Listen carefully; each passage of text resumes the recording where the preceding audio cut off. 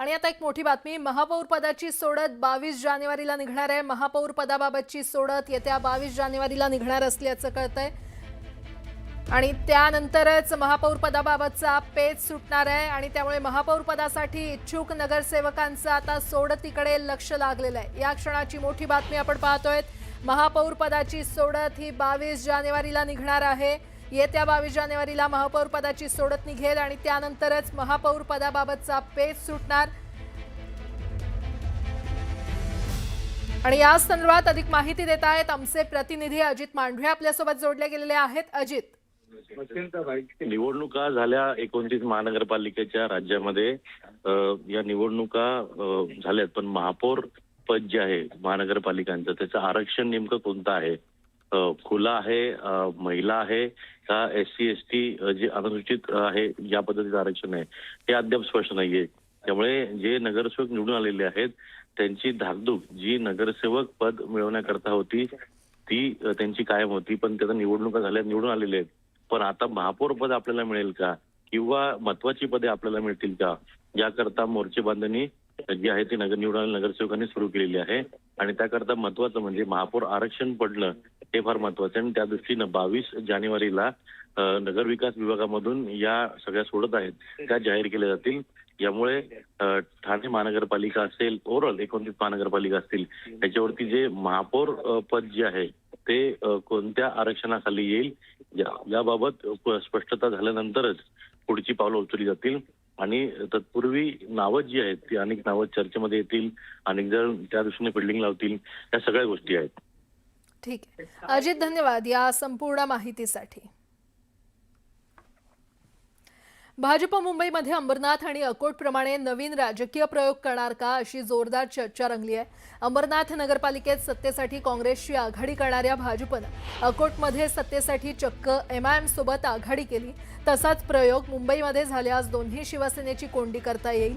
महानगरपालिका निवडणुकीमध्ये काँग्रेसला आणि MIMच्या नगरसेवकांसोबत संपर्क साधत वेगळी राजकीय समीकरणं साकारली जावी यासाठी चर्चा सुरू असल्याची शक्यता आहे।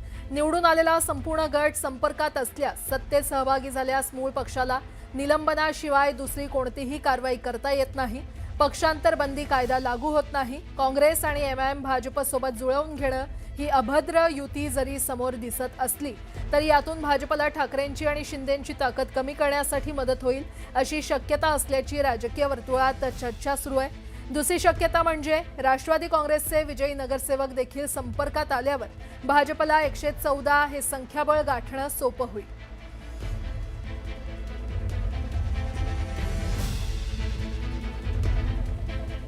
पुढची बातमी, ठाण्यामध्ये भाजपला महापौर मिळावं असं निरंजन डावखरे यांनी म्हटलेलं आहे। भाजपनं ही मोठी मागणी केलेली आहे। ठाण्यामध्ये भाजपला महापौर पद मिळावं अशी मागणी निरंजन डावखरे यांनी केली आहे। भाजपकडून महापौर पदाबाबत ही मोठी मागणी, 2 वर्ष महापौर पदाची डावखरे यांनी मागणी केलेली आहे।